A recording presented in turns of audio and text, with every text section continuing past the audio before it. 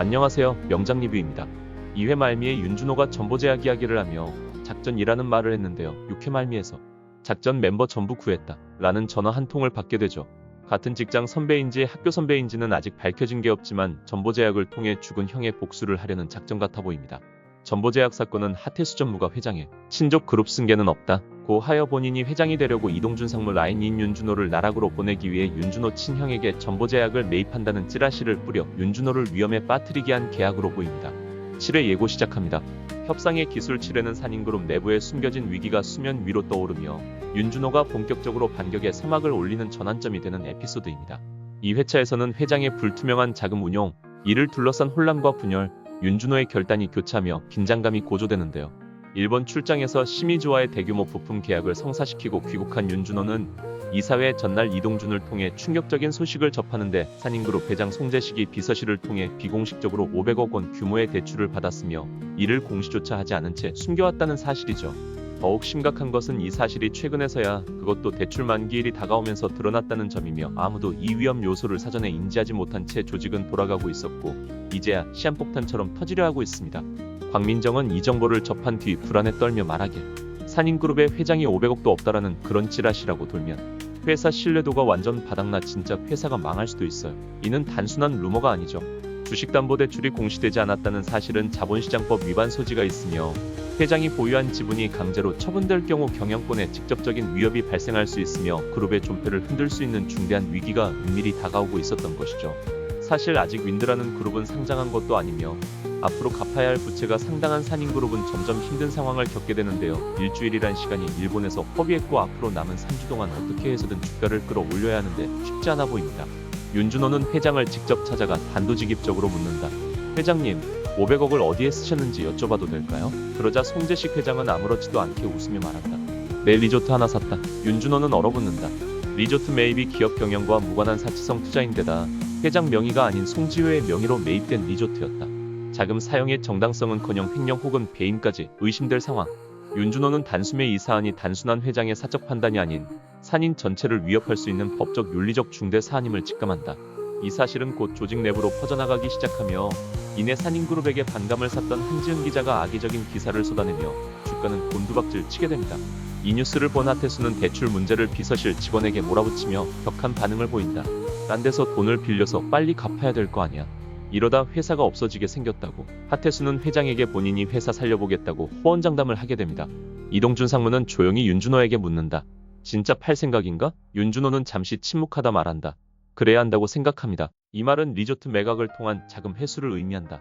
윤준호는 이 위기를 단순히 넘기지 않고 문제의 핵심인 리조트의 실체를 파악하려 한다. 그는 회장이 대출금으로 매입했다는 리조트의 명의가 송지효라는 여성의 이름으로 되어 있다는 점에 주목한다. 윤준호는 철저하게 이성적인 태도로 리조트의 자금 흐름을 조사하기 시작한다.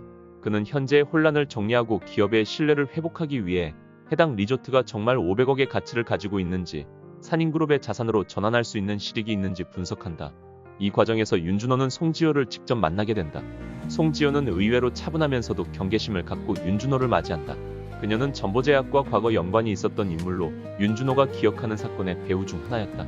리조트를 매각하지 않으면 회사가 무너질 수 있습니다. 지금 중요한 건 주가가 계속 떨어지고 있다는 겁니다. 윤준호는 송지효에게 정중히 자료 제출을 요구하며 해당 자산의 실소유 구조와 매입 경위, 운영 현황을 조사하기 시작한다.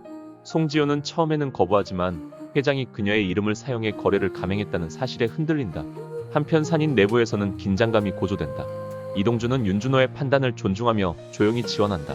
그는 이사회 소집은 아직 이르다고 판단하고 사전에 정보들을 정리해 회장에게 건의할 계획을 세운다. 윤준호는 이사회에 앞서 내부적으로 리조트 매각의 타당성과 법적 문제를 정리하고자 한다. 윤준호는 조용히 리조트를 평가하고 외부 자산평가사에 비공식 감정을 요청한다. 결과는 충격적이었다. 리조트는 매입가인 500억에 훨씬 못 미치는 가치였으며 수익성 또한 기대 이하였다. 이 사실은 윤준호가 예상한 것 이상으로 회장의 판단에 문제가 있었음을 드러낸다. 하지만 그는 이를 정치적으로 활용하지 않는다. 오히려 위기를 조기에 수습하고 회사의 자산 구조를 정상화하기 위한 실무적 조치를 준비한다. 윤준호는 다시 송지효를 찾아간다. 그녀는 그에게 말한다. 당신이 이걸 다시 회사 명의로 바꿀 줄은 몰랐어요. 근데 회장님이 왜 내 이름을 썼는지는 당신이 곧 알게 될 겁니다. 이 대사는 리조트 거래의 이면에 숨겨진 보다 복잡한 사정이 있음을 암시하며 이후 전개에서 전보제약 사건, 송지효의 과거, 회장의 개인적 목적이 서서히 드러날 것을 예고한다. 회장이 왜 송지효의 이름을 사용해 거래를 했는지에 대한 진실의 문턱에 다가선다. 이 과정에서 송지효의 과거가 조금씩 드러나며 산인그룹의 위기와 전보제약 사건 사이에 교차점이 있음을 암시한다. 윤준호는 자산평가 결과를 회장에게 보고한다. 리조트는 현재 시세 기준으로 최대 320억 수준입니다. 수익화가 어렵고 매각까지도 시간이 걸릴 수 있습니다. 회장은 침묵한다. 그는 처음으로 자신의 판단에 확신이 없다는 듯한 모습을 보인다. 같은 시각 하태수는 위기 수습을 위한 움직임을 본격화한다. 그는 사적으로 회장을 찾아가 리조트를 매각하든 다른 자산을 팔든 지금 무조건 500억을 정리해야 합니다. 그래야 시장의 신뢰를 지킬 수 있습니다. 라고 단언한다. 회장은 그제야 고개를 끄덕이며 네 말이 맞다. 내가 너무 독단적으로 했는지도 모르겠다. 고 털어놓는다. 윤준호는 송지효와 두 번째 만남을 가진다. 그는 그녀에게 회장님이 왜 굳이 당신 이름으로 리조트를 샀는지 저는 그 이유가 궁금합니다. 라고 말한다.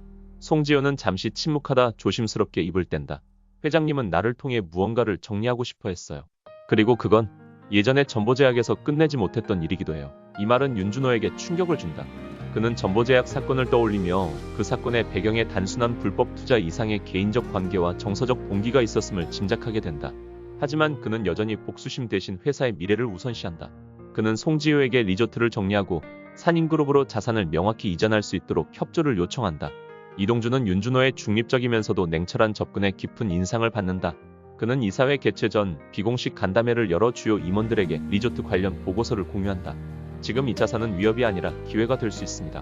우리는 이걸 통해 회장님이 결정한 리스크를 정리하고 다시 구조를 안정화할 수 있어요. 임원들 사이에서도 의견이 갈리지만 하태수는 이번만큼은 윤준호의 손을 들어준다.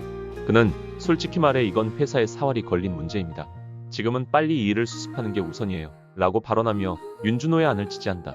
결국 회장은 리조트를 매각을 결정하고 해당 자금을 산인그룹의 운영자금과 대출 상환에 전환하기로 결정한다. 윤준호는 직접 리조트 매각 절차를 주관하며 투명한 방식으로 프로세스를 관리한다. 그는 한편으로 리조트의 실거래 내역과 송지효와의 관계를 철저히 문서화해 법무팀에 전달한다. 아직 남은 2조 원의 부채, 윈드 상장, 리조트 매각 등 풀어야 할 숙제가 많은데 계속 사건은 계속 일어나는 게 뭔가 한방이 있어 보입니다. 그게 바로 작전 1것 같습니다.